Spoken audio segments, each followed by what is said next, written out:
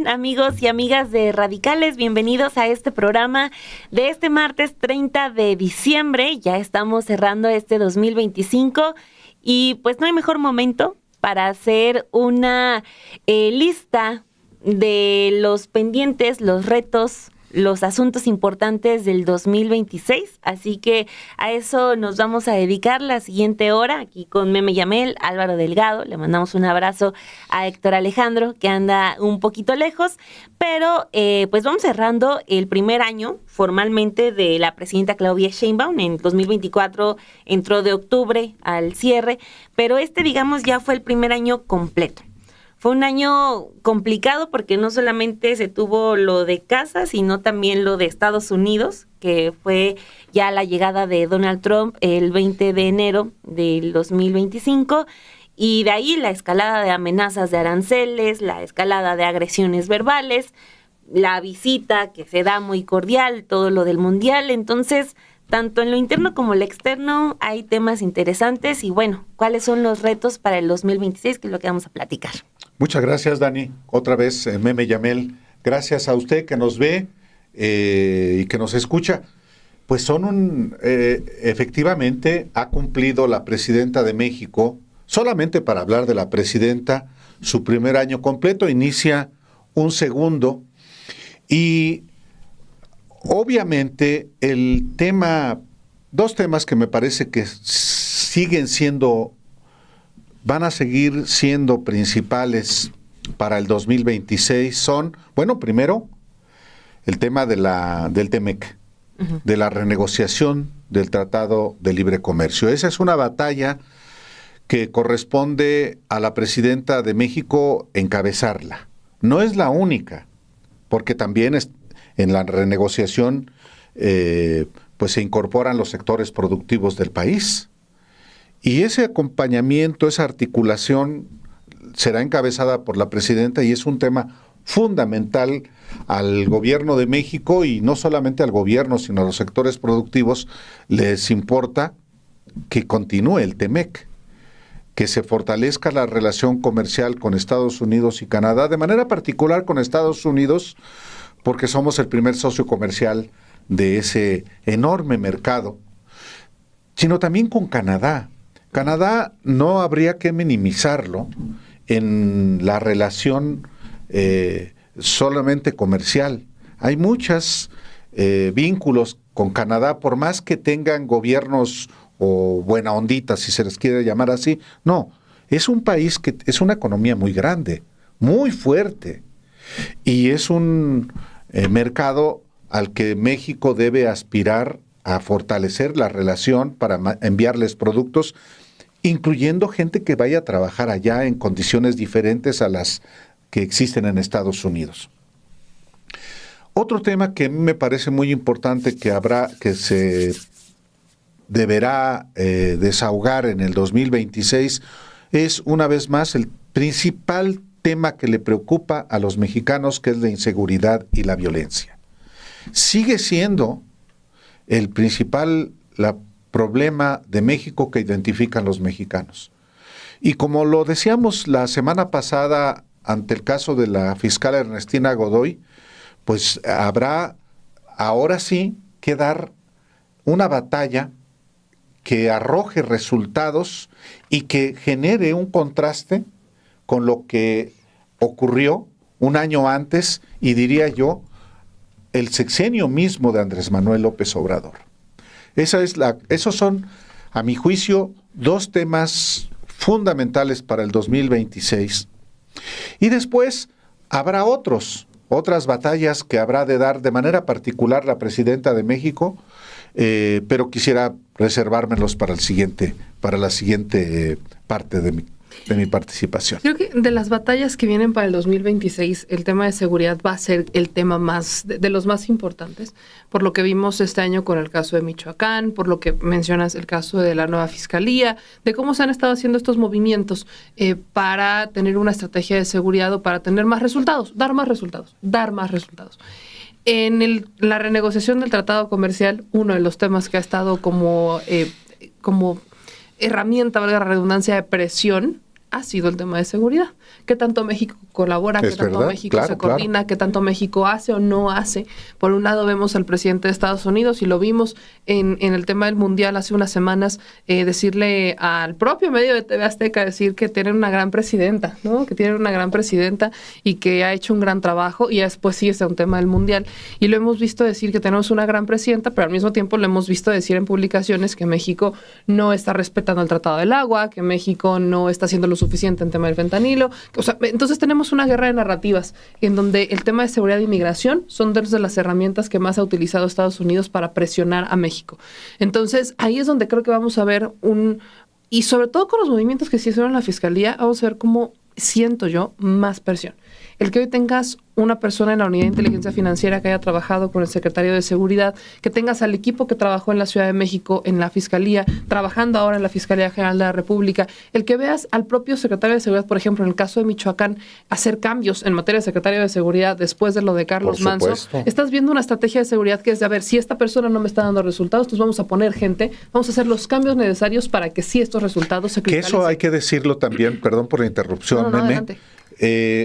El secretario de Seguridad de Michoacán es alguien identificado con el secretario de Seguridad Federal, pero en acuerdo con el gobernador, que es el que tiene la facultad de designarlo. Esa es la coordinación que creo que es virtuosa para obtener mejores resultados. Exactamente, o sea, ese es el punto al que vamos.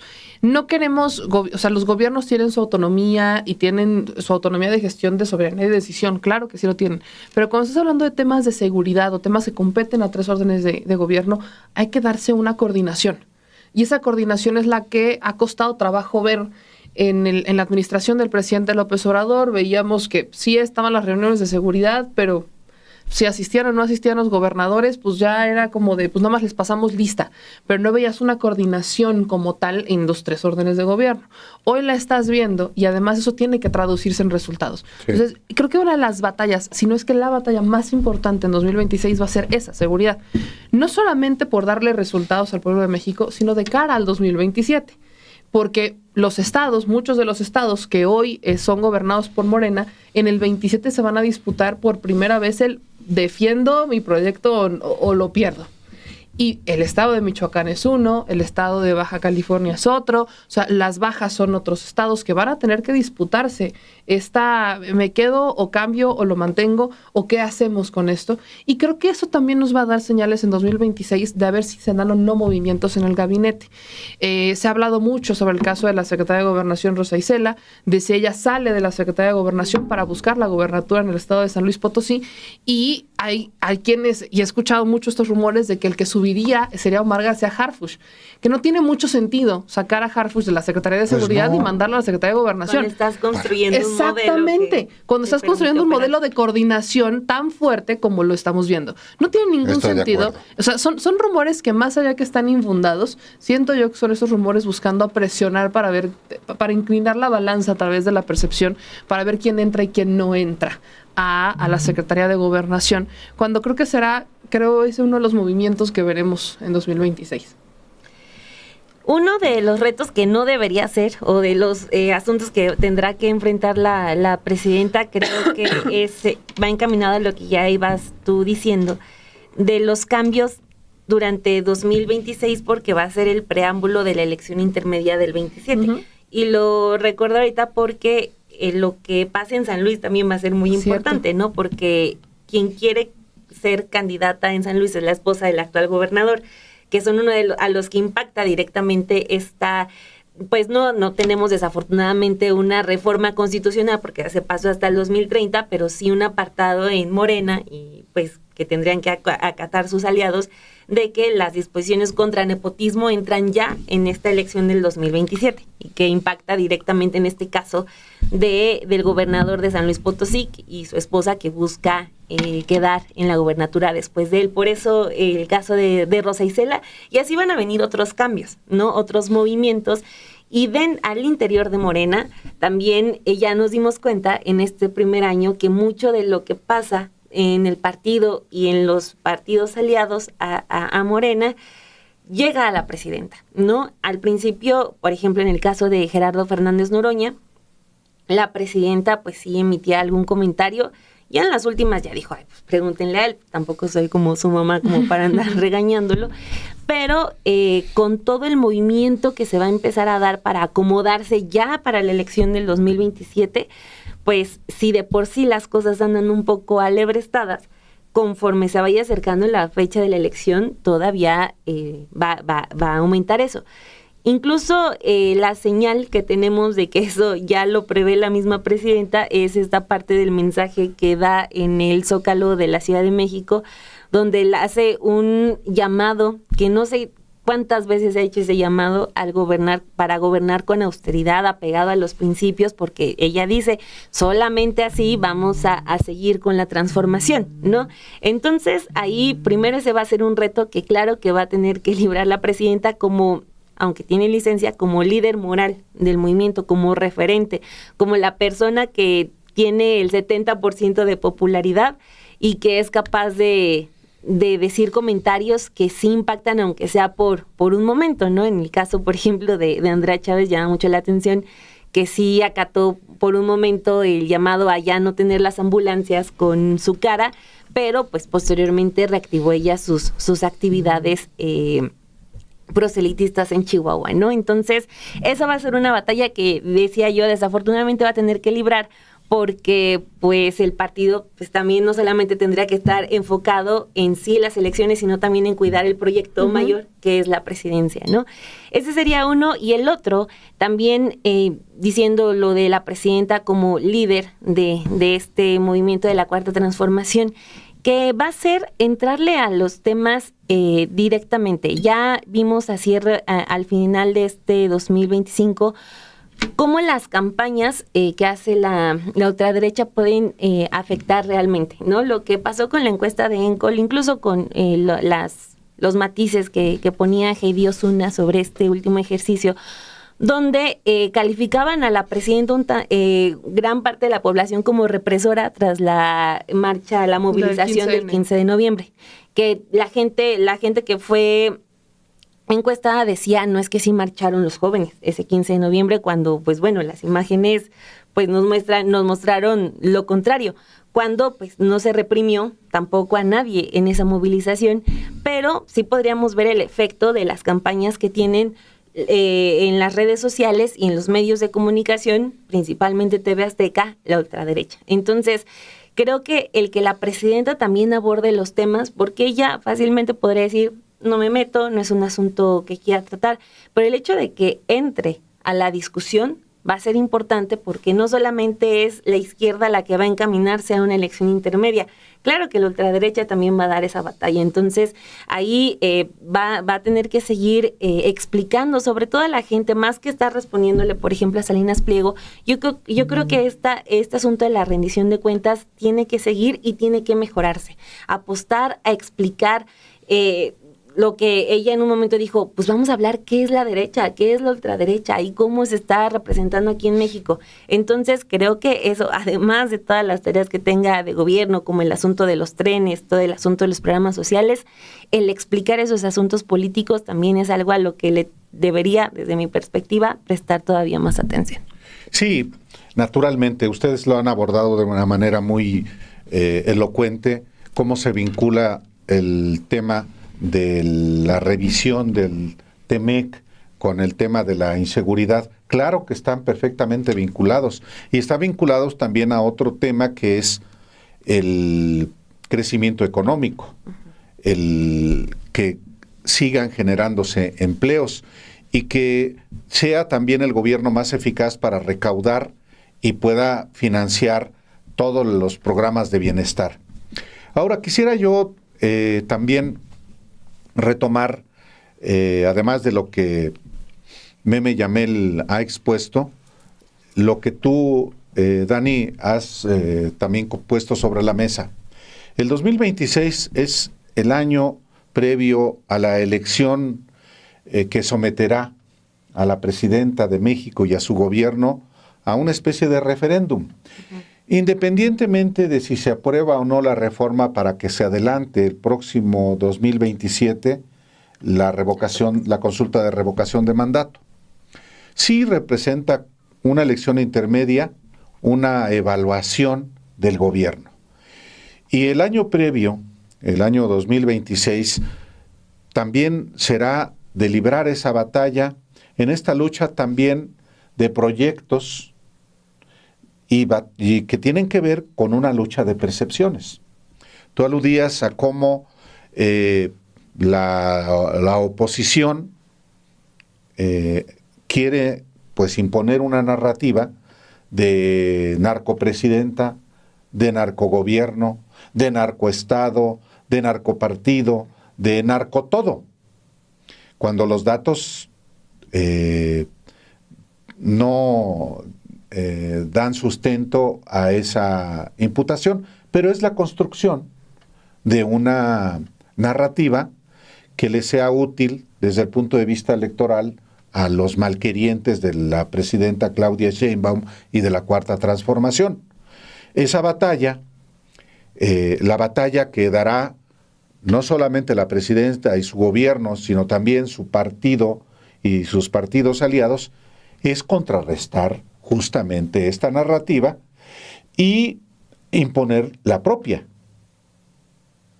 ¿Cuál es la narrativa que más le conviene a la presidenta y a su partido y a sus aliados? Pues obviamente la narrativa de que se trata de un gobierno muy diferente al que hubo antes del 2018, que ha consolidado un proceso de transformación a partir de la apotegma de que primero, por el bien de todos, primero los pobres, y que ha dado resultados en términos no solamente de la disminución de la pobreza, sino también en términos de estabilidad económica, de estabilidad social, de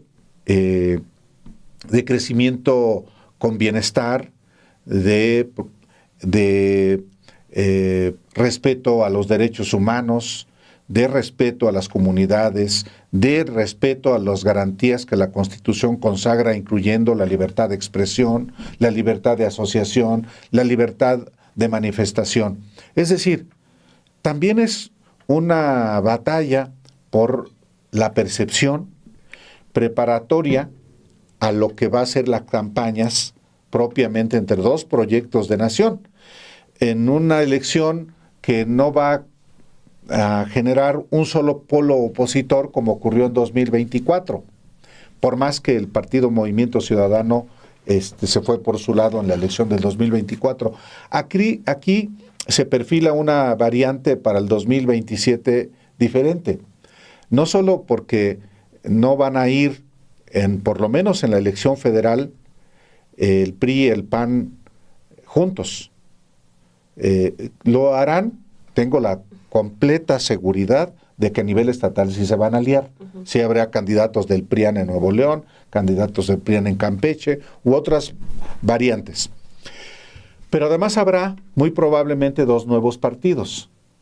Uno de desprendimientos de la Cuarta Transformación, que es el viejo partido evangélico que encabeza Hugo Eric Flores. Que tiene las siglas de la presidenta. Ajá.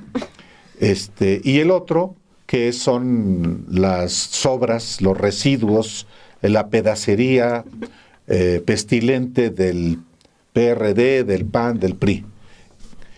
Todavía está por verse si se materializan, pero en todo caso se perfilarían estos dos nuevos partidos. Eso tampoco le es útil a la oposición. Se va a dispersar el voto y eso puede ser benéfico para la presidenta y para su partido. Cierro diciendo lo siguiente. Por primera vez van a presentarse, va a defender Morena y sus aliados las 17 gobiernos estatales.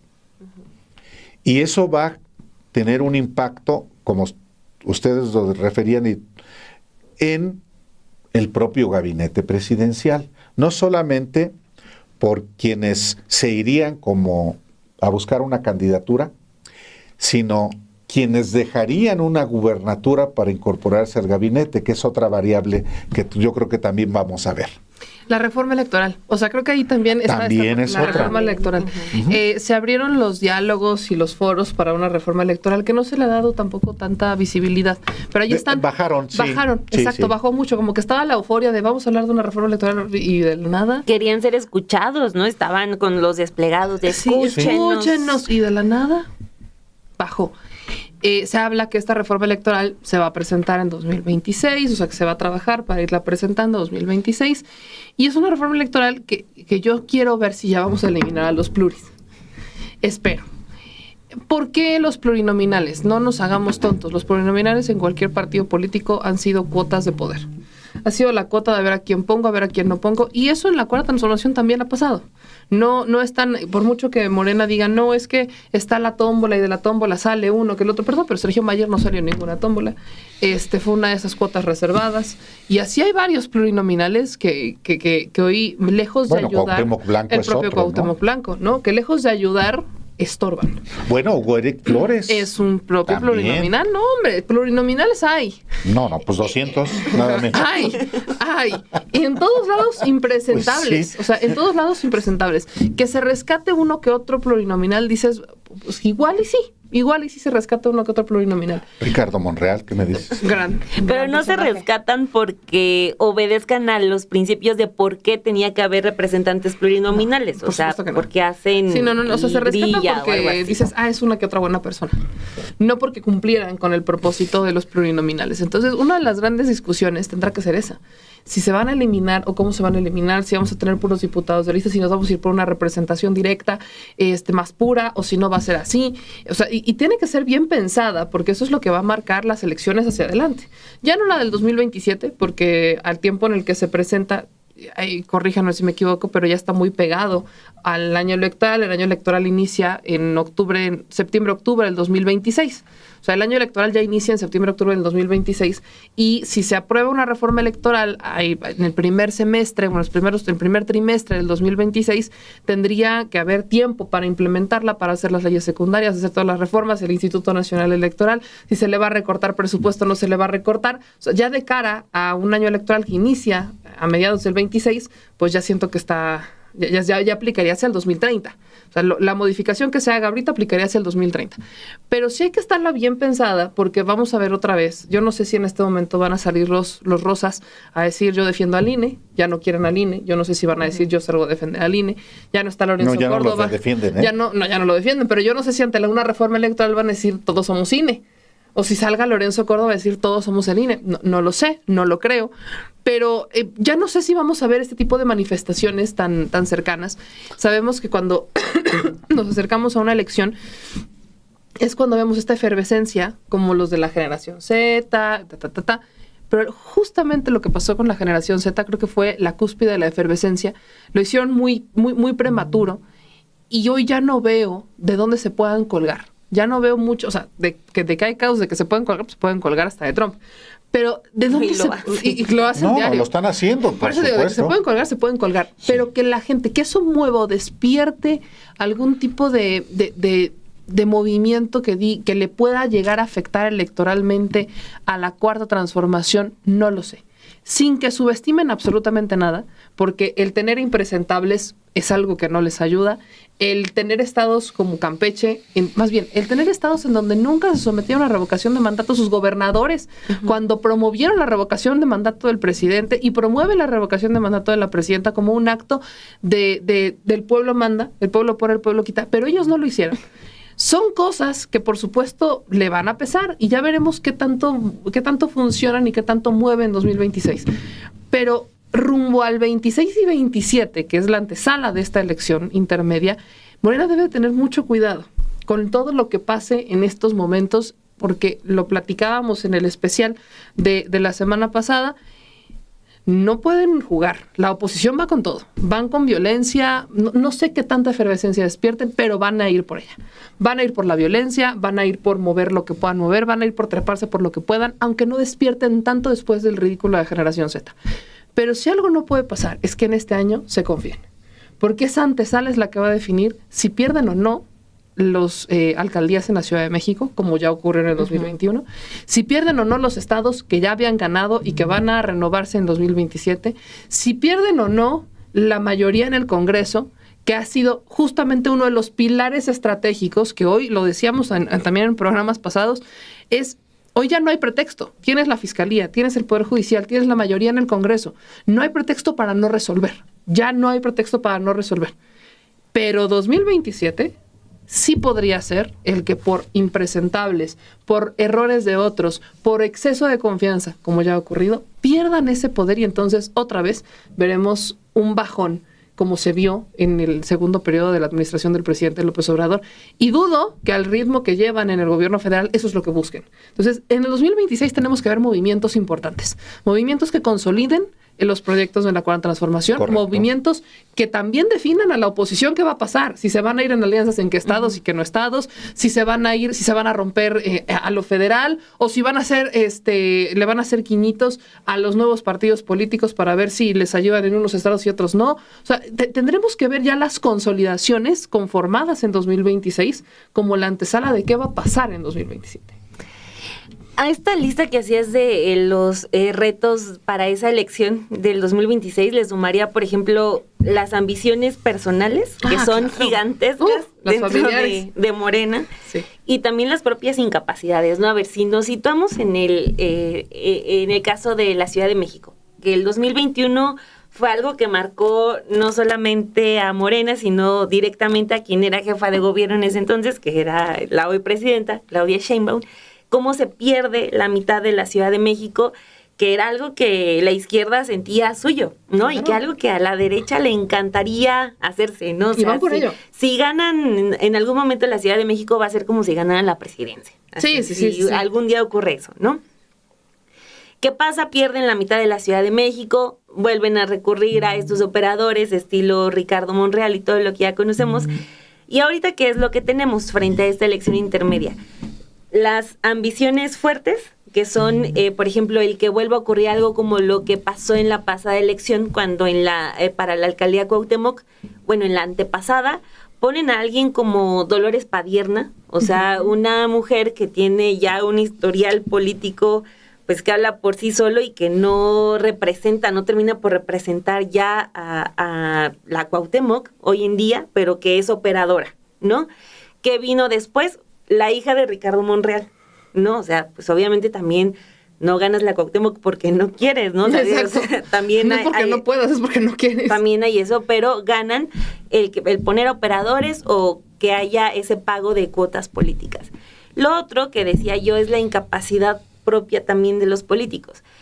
Alessandra Rojo de la Vega, todo el mundo sabe lo que opinamos de ella, todo lo que se ha venido documentando, pero es una persona que está y que al menos en redes sociales logra imponer su discurso. Falso en la mayoría de las ocasiones, pero logra imponer el discurso, sus ideas. ¿Qué está pasando en Xochimilco?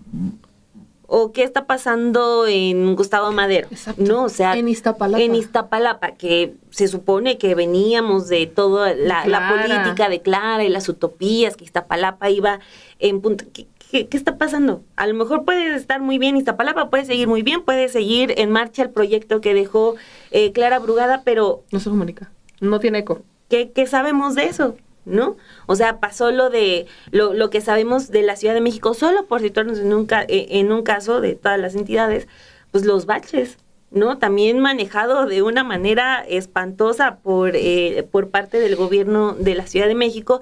Y lo que tenemos es en la Cuauhtémoc, una alcaldesa que ahí le echa tierra, le pone su sello y yo ya cumplí, ¿no? O sea, entonces ahí se van como mezclando muchísimos factores que perfectamente una persona que no esté metida 100% en la política va a decir, pues esta está dando resultados, ahí echándole tierra a un bache, sea. Mientras que acá dice, no es un bache, era un hoyo, ¿no? O sea, ese tipo de problemáticas como las que se dieron en la Ciudad de México justo en este 2025. Entonces, desafortunadamente, eso va a terminar por impactar en el proyecto por completo, porque si para el 2027 tenemos otra derrota, como la que se dio en el 2021, pues ahí tenemos que la oposición se va a empoderar, va a decir, vean, hay mucha gente que ya está inconforme por todo esto que está haciendo mal Morena y va a ser otra batalla que va a tener que librar la presidenta. ¿Por qué no vamos a tener a Ricardo Monreal?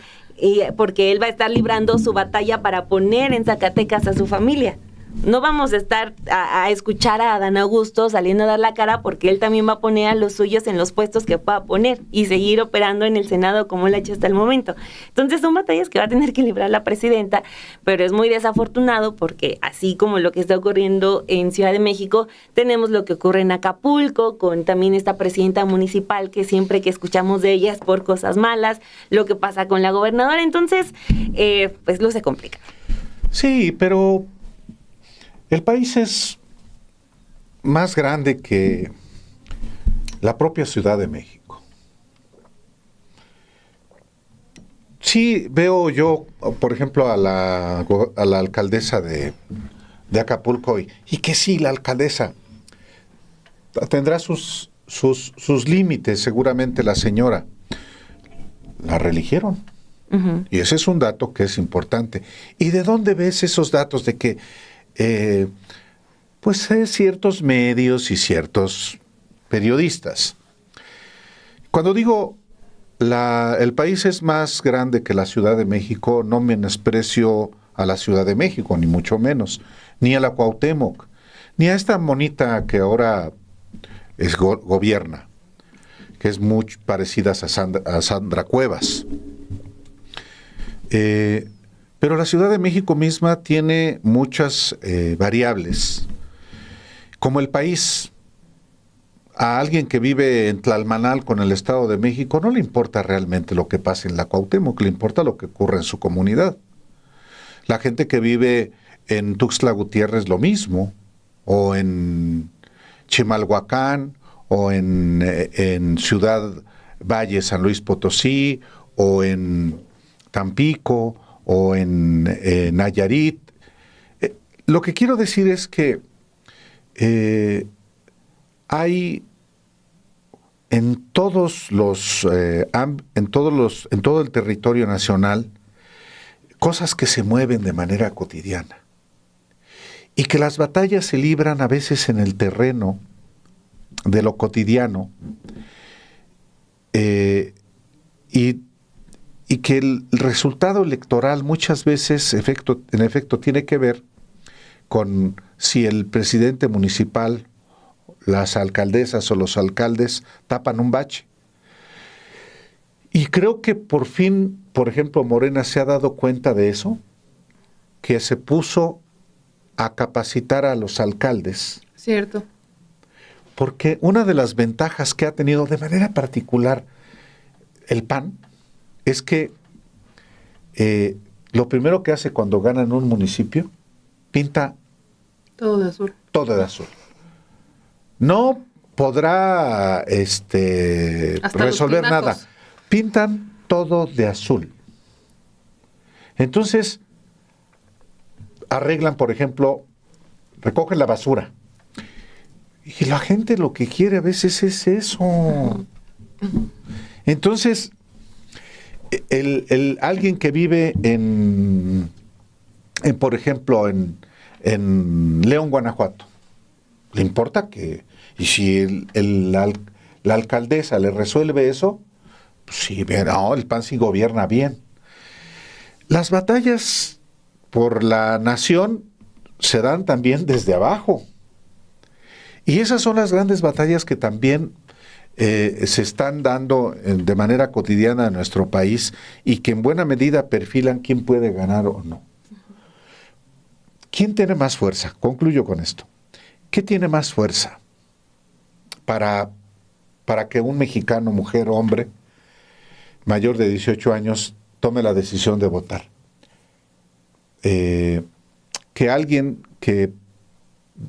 Un adulto mayor o el familiar de un adulto mayor que recibe un programa y que le resuelve su vida cotidiana, o el presidente municipal que le resuelve el recoger la basura. A veces está hasta en ese universo la batalla de 2 proyectos o de 3 proyectos, si es el caso del partido Movimiento Ciudadano. Entonces son, creo yo, también las cotidianidades que a veces se nos escapan quizá mucho, primero los que vivimos en la capital de la República, y luego los que a los periodistas que a veces andamos mucho entre los Monreales y los Alitos y los Adanes, y que las batallas a veces se dan en el municipio, entre los que inclusive se encuentran en la cantina echándose una cerveza.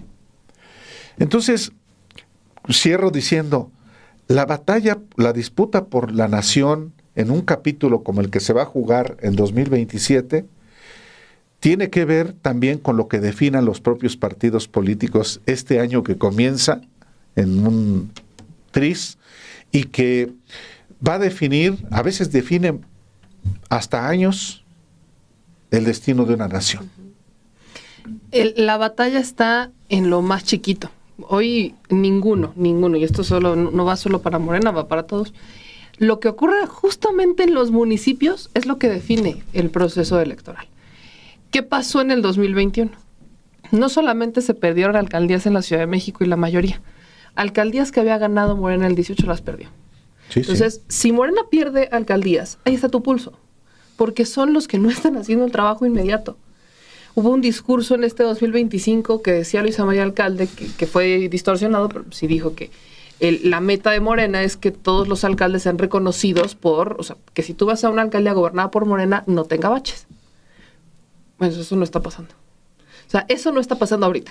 O sea, tú vas a municipio del partido que sea, esto va más allá de partidos, y hay una cantidad de baches impresionantes. Y no conoces plan, no conoces proyecto, al contrario, lo que conoces son las disputas de ver quién se echa la bolita entre el gobernador y el presidente municipal, porque es que no tengo el dinero, es que sí tengo el dinero, es que no me llevan el dinero, y es un tema de aventarse la bolita lejos de resolver. Entonces, la lucha que tienen que supervisar en el 2026 es lo que no hicieron en el 2025, lo que no hicieron en parte del 2024-2025. Revisar que quienes están gobernando emanados por su partido político estén haciendo las cosas bien. Más allá de construir los comités seccionales y decir, ya tenemos tantos seccionales y ya están, qué padre que tienen tus seccionales. ¿Qué van a hacer? O sea, qué padre que tienen los seccionales. Maravilloso. ¿Es parte de una estructura electoral? Por supuesto que sí. ¿Es importante para un partido? Claro que sí. ¿Pero qué van a hacer? ¿Cómo van ellos, los seccionales, a trabajar cuando actualmente tienes gobiernos municipales trabajando que no están cumpliendo con lo que prometen, que no están cumpliendo con la declaración de tu propio partido? Porque pudieron haber sido ciudadanos que no están afiliados al partido y los metiste por una cuota ciudadana y ahora están, pero ya están en tu partido. O sea, alguien, no importa si estás afiliado o no al partido, si tú estás representando a la ciudadanía con la bandera de un partido político, es porque de alguna manera comulgas con su visión, comulgas con lo que profesan, porque vas a tener que salir a defenderlo públicamente. Vas a tener que salir a hablar sobre eso y vas a tener que cumplirle a la gente que te va a estar exigiendo, es que tú eres un gobernador de Morena, o es que más bien tú eres un alcalde de Morena, tú eres un alcalde de tal partido, y a mí me prometen los de ese partido que hacen esto, porque a la gente ya no le importa si es uno u otro, quieren resultados, la gente quiere que se le resuelva. Entonces, si votan por alguien de Morena para que resuelva, pues estás esperando austeridad, estás esperando que tengan sean transparentes, que comuniquen constantemente. Que trabajen. Estás esperando el mínimo básico. Si tienes alcaldes o presidentes municipales del PAN o del PRI, estás esperando que roben. O sea, estás esperando en qué momento los del PAN van a hacer una obra de relumbrón, en qué momento los del PRI te van a dar tarjetas y en qué momento O sea, han sido como sellos muy marcados. Sí. Son sellos como muy marcados del partido que los propone y por el cual gobiernan.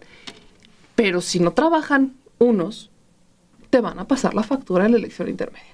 Pues sí. Te la van a pasar. Eso va a debilitar tu proyecto estatal y eso va a debilitar tu proyecto federal. Porque si estás hablando de un municipio en donde hay focos rojos en materia de violencia y de inseguridad, ¿cómo pretendes operar cuando tienes a alguien de oposición que no quiere trabajar contigo? O sea, más allá de que no quiere trabajar contigo, lo puedes perder. Puedes perder ese municipio si es que antes lo gobernabas. ¿En dónde está la supervisión? ¿En dónde está la mano dura para decir, no estás haciendo esto, hay que corregirlo, no estás haciendo, hay que corregirlo? Porque, a ver, sí están las capacitaciones, qué bueno que las están haciendo. Pero, pues es como cuando dijeron en el Instituto de Formación Política que estaban y que le iban a dar capacitaciones a todos los que ingresaban y todos nos quedamos con la duda de, ¿acaso Sergio Mayer las tomó? O sea, qué bueno que exista esa herramienta, es necesaria. Pero ¿en dónde está la supervisión? Porque si no hay supervisión y si no hay alguien que te esté apretando la tuerca, sabes que vas a perder tu siguiente elección. Entonces, una de esas batallas del 2026, para todos los partidos, va a ser el defiendan lo que tienen. Defiendan lo que tienen. Si los del PAN se ponen a pintar hasta los tinacos azules, Morena no puede ponerse a pintar todo de Morena porque... Son parte de las batallas. Por supuesto que son batallas de identidad, pero la gente dice, sí, te pusiste a pintar todo. ¿Y los resultados, mamá? ¿Ontan? Y pues sí, pintaste todo, pero y compraste 10 cubetas de pintura, pero resulta que esas las encuentras en 100 pesos y tú me dices que te costaron 10,000. Exactamente. Corruptos, así los hay también. A ver, tenemos esta lista de retos para el 26. El TEMEC, ¿no? Y ahí metemos lo de librar a Donald Trump, ¿no? Que eso también es cada semana. Claro. La inseguridad, ¿no? Que sí, es como mucho de lo que estamos platicando, de esas batallas en el nivel más directo de gobierno. O sea, también la gente quiere que sus calles estén limpias, pero también quiere estar seguro, ¿no? La reforma electoral, que ese es en el que nos quedamos más, porque... Te define. O sea, no, y además porque también ahí ya Morena juega en contra de Morena. La presidenta había mandado lo de la ley del nepotismo para aplicarlo en 2027 y ahí ellos decidieron, junto con el Verde, mandarla al 2030. Correcto. Entonces, si ellos dicen que lo de los plurinominales no va, aunque sea una promesa de campaña, pues no va y punto. Y ahí yo creo que es una batalla que se va a librar fuerte. Y la otra, lo del preámbulo a la elección intermedia. O sea, creo que es demasiada turbulencia. Y si le sumamos... el día a día. El día a día, lo del día a día. El mundial, sí, yo siento que también se van a desatar muchas protestas alrededor del mundial, más o menos al estilo Generación Z. Quizás es lo que podríamos ver. También le sumaría lo de echar a andar las obras de infraestructura. Apenas que estaba diciendo la presidenta que dio un informe del avance de los trenes, o sea, todavía siguen diciendo que ya casi va a terminar de construirse el México-Toluca, no, el México-Toluca. O sea, ¿ya cuántos años está por cumplir? Lo hizo Peña en 2014, lo lanzó Peña en 2014. En 2014, se supone que en enero abren la estación observatorio. O sea, pero todavía estamos así de empujándolo y ahora ya todos los compromisos de los otros trenes que se echaron a andar. Entonces, a mí me gustaría detenerme en lo del TEMEC porque no solamente es no sé, intentar salvar lo que podría quedar del Tratado de Libre Comercio, sino también quizás ya empezar a dejar clara cómo va a ser esa relación del comercio. No creo que este año fue muy agitado y tuvimos a la Secretaría de Economía casi destinada únicamente a atender las demandas de Donald Trump, cuando pues, la Secretaría de Economía tiene otras tareas que hacer. Tuvimos que estar atendiendo cada 3 meses, al principio cada mes, estos plazos que ponía Trump para decidir si nos ponía o no los aranceles. Entonces, quizás dar por muerto el Tratado de Libre Comercio, porque con estas amenazas de aranceles pues quedan anuladas muchas de las áreas de ese tratado comercial, y apostar por crear otra cosa completamente distinta ya que se adecúe a una nueva realidad con Donald Trump, que la presidenta le va a tocar, le tocó recibirlo y le va a tocar despedirlo. Cuando se vaya Donald Trump todavía va a estar la presidenta unos años. Entonces, eso, por un lado, el tema de todos los ataques a las lanchas, en donde ya México quedó incluido cuando la Marina decidió buscar a uno de los abatidos, que es empezar a luchar contra esa narrativa que ya se ha venido demostrando de que Washington nos dice son narcolanchas y punto, cuando no hay pruebas de eso, ¿no? Ahí también entra un tema de soberanía, no solamente de nuestro país, sino regional, ¿no? Lo que pase de Estados Unidos con Venezuela, lo que pase de Estados Unidos con Colombia, no solamente es algo que pase y que le atañe a Colombia y a Venezuela, es un mensaje de lo que puede hacer Trump a nivel regional, es un mensaje para todos los países, para México, obviamente. Entonces, es librar también esa batalla de detener permanentemente esas intenciones de injerencismo, de querer atacar en nuestro país, de meterse en asuntos delicados. Entonces, esa es otra de los asuntos que yo metería, o sea, esa intención permanente de Estados Unidos por meterse a nuestro país, que si la tuvimos en el primer año de Trump, no sé por qué no la vayamos a tener este 2026. Y la otra que decía del replanteamiento de necesitamos todavía Tratado de Libre Comercio o algo tenemos que hacer para no estar dependiendo de esos plazos que mete Donald Trump para ver si nos pone aranceles o no. Otra batalla que me parece que será fundamental para el 2026, que involucra a la presidenta de México directamente, a su gobierno, pero pienso que nos involucra a todos como mexicanos, es Ricardo Salinas Pliego. No por él en sí mismo, aunque también. Me refiero a la deuda de 74,000 millones de pesos que hasta el junio de el 2025 acumulaba, por más que solamente una parte la había resuelto la Suprema Corte de Justicia de la Nación. Debe pagar. ¿Cómo va a pagar? ¿Y cómo se va a resistir a pagar? Y esto va a poner a prueba no solamente a la presidenta de México, sino a las instituciones del Estado mexicano.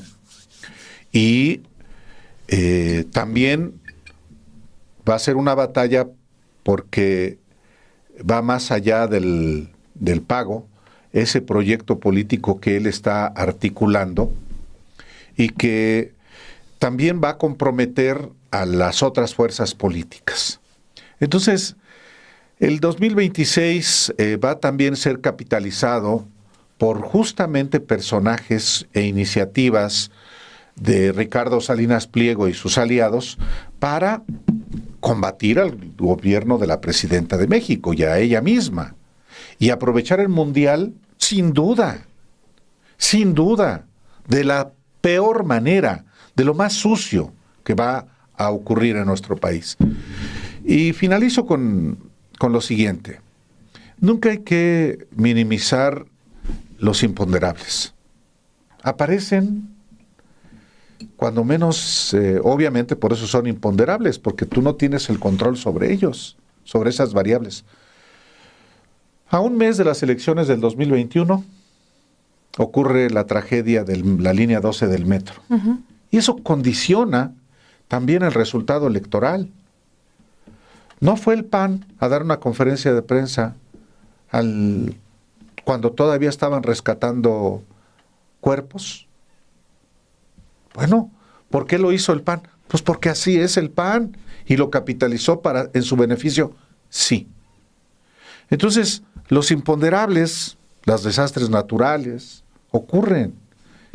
¿Quién puede prever que habrá un terremoto, que va... Ojalá no. Tocamos madera. Tragedias, ojalá no. Pero son parte también de las circunstancias que enmarcan una disputa como la que en México cotidianamente se libra en todos los ámbitos, en todos los terrenos, y que el 2026 será en ese sentido también muy rico. Yo agrego a la lista que tenemos, ya lo decías, Dani, la consolidación de proyectos de infraestructura, pero también la consolidación de programas y de planes de trabajo, que esos cumplen dos funciones. Una de ellas es resolver, y la principal debe ser esa, resolver y atender un problema, y la segunda es quitarle narrativas a la oposición. Y hablo particularmente del tema de las medicinas. El asunto de las medicinas, el asunto del plan de salud que da la presidenta es bastante ambicioso, ¿no? Ya anuncia, de hecho, en lo que fue la marcha Pro 4T, o algunos llamaron la marcha del tigre, la del 6 de diciembre, anuncia un padrón único, ¿no? Ya como el padrón único de personas que, pues, no importa esta afiliada de IMSS, ISSSTE y demás, que todos estén como en un padrón y saber cuál es tu estatus en materia de salud. Pero además uno de los grandes programas que tienen es atención casa por casa. Entonces, ¿qué es lo que ha pasado con todas estas atenciones? Una de las narrativas que más hemos escuchado es ¿y en dónde están las medicinas? ¿Y en dónde están las medicinas? ¿Y en dónde están las medicinas? Hoy por hoy seguimos escuchando gente que se queja del IMSS, que se queja de la atención en los hospitales, que se queja de que los tratan mal. Entonces, hay algo que cuando llegó la presidenta, durante su primer año se hizo, fue resolver el tema que se daba con la distribución de las medicinas. Es decir, la farmacia del bienestar, la megafarmacia no funcionó. Entonces, que no lo ha dicho. No lo dice como tal, pero sí cambiaron la manera en la que estaban haciendo la distribución. Entonces, entran con nuevas tecnologías y decir cómo estaba la distribución, a darle un poquito de orden a todo, pero no han dicho que no funcionó la megafarmacia. O sea, solo falta como la declaración. Y ahora sacan estos pequeños como farmacias. No sacan estas pequeñas farmacias, que es la nueva versión. Sin decir no funcionó, es cómo vamos a hacer que esto funcione.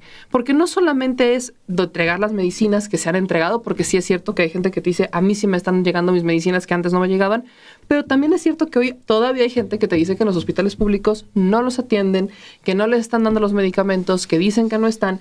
Y hay un gran factor también atrás, que es la investigación que se tiene que llevar a cabo y que se ha estado llevando a cabo desde la Secretaría de Anticorrupción y Buen Gobierno a estas empresas que no estaban entregando medicamentos, pero unos dicen que se les deben, pero hay todo un embrollo con el asunto de las farmacéuticas y además detrás de estas farmacéuticas hay un gran negocio millonario donde hay políticos involucrados. Entonces, y medios de comunicación a los que se aceitan y a periodistas. Exactamente. Entonces, esa es otra batalla. Y pongo el ejemplo con el tema de las medicinas y el tema de toda esta red que está detrás de corrupción.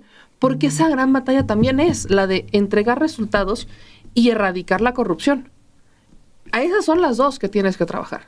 No se tiene, hubo un planteamiento que le hizo a la presidenta en la mañana, era justamente relacionado con el Sistema Nacional Anticorrupción. Si no funcionó el que crea Peña, que claramente no funcionó, ¿qué es lo que sí va a funcionar? Porque la Secretaría de Anticorrupción y Buen Gobierno tiene una tarea y es solamente a nivel federal. Pero la corrupción permea en distintos puntos. ¿Qué se va a hacer? Volvemos al tema. Ya está la Fiscalía, ya tienes el Poder Judicial, ya tienes distintos elementos. ¿Qué va a pasar para que esto cambie? Porque muchos de los problemas por los cuales no se entregan resultados tienen que ver con corrupción. Las medicinas tienen que ver con un asunto a veces de corrupción. Incluso en el servicio que se da en los hospitales, a veces tiene que ver con corrupción. Hemos visto doctores que se llevan las medicinas y las terminan revendiendo en farmacias chiquitas que tienen ellos afuera. Medicamentos que son gratuitos para la gente que los necesita. Tienes, en el caso del ICEMIM en el Estado de México, y por ahí menciono varios, tienes al sindicato que hace sus propias escuelas para solamente darles certificados y contratar camilleros y enfermeros que no están capacitados, pero son hijos del amigo, del primo, del no sé qué, y entonces los terminan contratando en el sector salud. Eso no lo puede resolver el gobierno federal, le compete al Estado de México, pero hay un acto de corrupción mucho más grande detrás. ¿En dónde va a estar esa revisión? Viene también un cambio en la Auditoría Superior de la Federación. Exacto. Viene un cambio en la Auditoría Superior de la Federación y ese lo tenemos que supervisar con lupa, sí. Porque actualmente el que está, pues es amigo de Ricardo Monreal. El actual auditor, pues es amigo es como un hertzmanero en la auditoría. Entonces viene todavía ese cambio. Peor. Todavía peor. Todavía peor. O sea, ese ha sido otro gran tapón para destapar y para desbloquear la impunidad y la corrupción. Entonces, una de las grandes batallas es esa. Porque sobre todo si la presidenta está diciendo no más impunidad y no más corrupción, al momento en el que tú quitas esos dos factores, las cosas empiezan a fluir.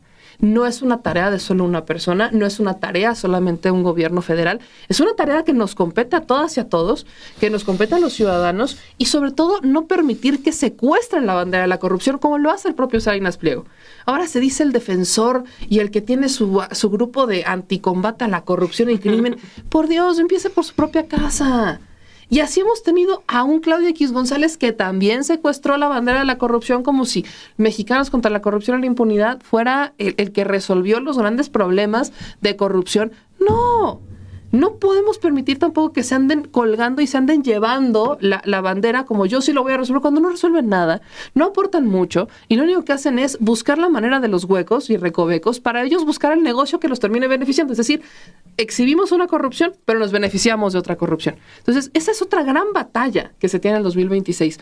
Entregar resultados en los programas que actualmente existen, cerrar esas brechas y cómo vamos a trabajar el tema de la corrupción cambiando a un auditor, vigilando esos cambios que se van a dar ahí, cambiando el Sistema Nacional Anticorrupción. ¿Qué se va a hacer?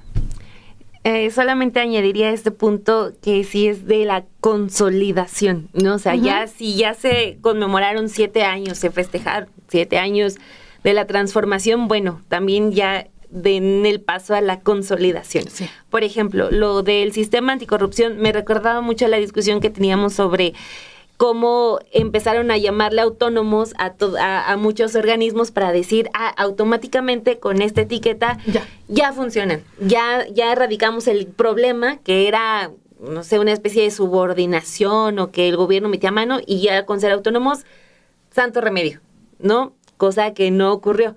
Por ejemplo, ya se desaparece, el IFT, que funcionaba también como organismo autónomo, que pues en ningún momento, aunque por ejemplo TV Azteca miente y ahí falla en una de los reglamentos que le hace merecedor de una concesión del Estado, miente a la gente porque tiene que también ofrecer ese servicio público de dar información real, de dar información acorde a un reglamento que existe y que nadie le hace caso, pero pues no hay una sanción, nunca ha habido una sanción para TV Azteca. Se borra ya el IFT, ya hay otro organismo encargado de las telecomunicaciones.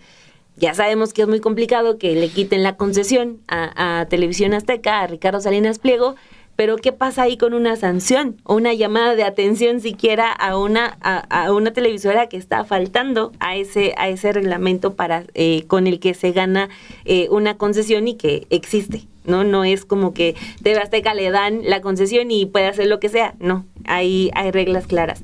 Lo que pasó, por ejemplo, con el Instituto de Acceso a la Información, ya solamente porque se borra el INAI, ya hay transparencia y todos los gobiernos y todas las dependencias y los sindicatos y el Senado van a ser transparentes.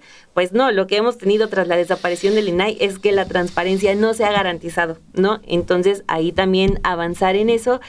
Y en lo que decías del sistema de salud, me parece ya es urgente. O sea, todo lo que ha pasado de que, bueno, tenemos el IMSS y se abre IMSS Bienestar, pero otros gobiernos no quieren IMSS Bienestar. Bueno, tenemos que avanzar ahora aparte con los que no quieren y con los que sí quieren se hacen estos paquetes.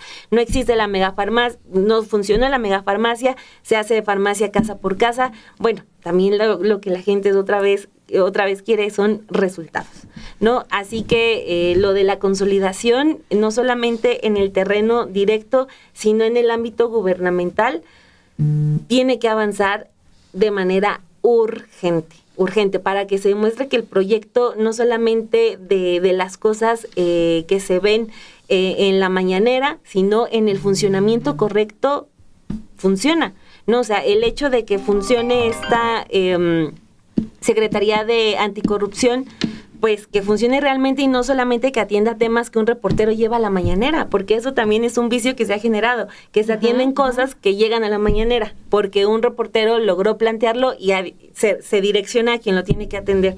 Pues no solamente los temas que llegan a la mañanera son justo los que se tienen que tomar en cuenta, son temas pues que ya afortunadamente tuvieron la suerte de ser llevados por un reportero, pero pues no tiene que ser indicación de la presidenta que se atiendan para que se resuelvan, ¿no? Entonces, que se eficiente ese aparato de atención va a ser importante.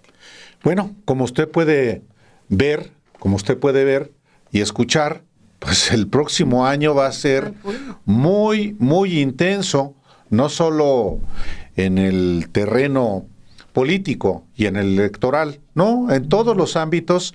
Y bueno, tenemos nosotros el privilegio de poder contarle a usted lo que a juicio nuestro viene, y también le vamos a seguir a usted informando y obviamente manifestando nuestra opinión sobre lo que ocurre en la cotidianidad. Por lo pronto, pues ya nos vamos y le queremos agradecer a usted su compañía en el 2025 y acompáñenos en el 2026. Así es que tenga un gran feliz año nuevo. Feliz año nuevo. Feliz año nuevo.